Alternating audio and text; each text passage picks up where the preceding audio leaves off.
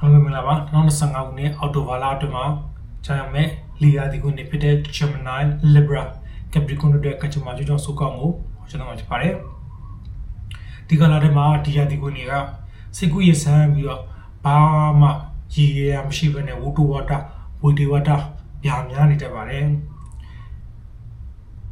ဒါသူတို့ကြုံရမယ့်ဒီကလာအတွင်းမှာပေါ့နော်ဒိန်းမီစိတ်ထားသဘောထားတွေမျိုးတွေဖြစ်ပါတယ်စီဝိုင်းနဲ့ပတ်သက်ပြီးတော့အကွက်ချအကွက်မြင်ပြီးတော့ကောင်းကွက်လေးတွေတွေ့ပြီးတော့လုပ်ပါလိမ့်မယ်ဒါကောင်းတယ်ဖြစ်ချလို့ပါတယ်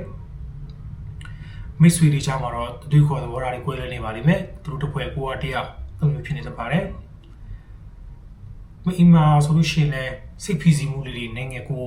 ပေါ်မှာတက်ရောက်နေပါတယ်အိမ်နီးချင်းပြဿနာရှိပါတယ်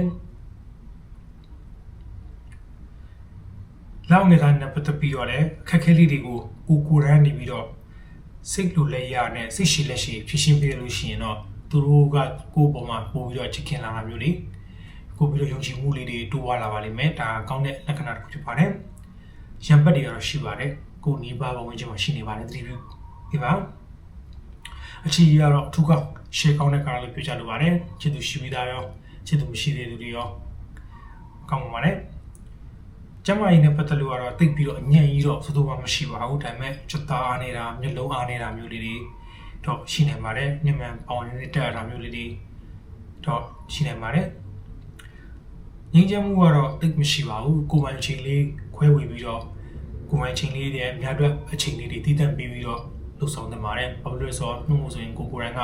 ဝီဒီဝါတာနဲ့လုပ်တဲ့များတိုင်းကဝီဒီဝါတာဖြစ်နေလို့ရှိရင်ကြာညင်းငွေပြီးတော့အချိန်ဒီပုတ်ကုန်ပါဆိုလို့ပါငွေကြီးပြည်ထနာဆိုင်ရာတွေကိုဒီကာလာတွင်းထဲမှာရှင်းထုတ်ဖို့အတွက်အချိန်ကာလကောင်းတွေဖြစ်ပါတယ်ဒီကာလာမှာရှင်းလင်းပြီးသွားရင်တော့နောက်ကာလာတွေမှာလုံးဝထူကောင်းသွားမယ်ကာလာဖြစ်ပါတယ်ဒီကာလာတွေမှာတော့အားလုံးပြည့်အမြင်မှာတော့ဒီ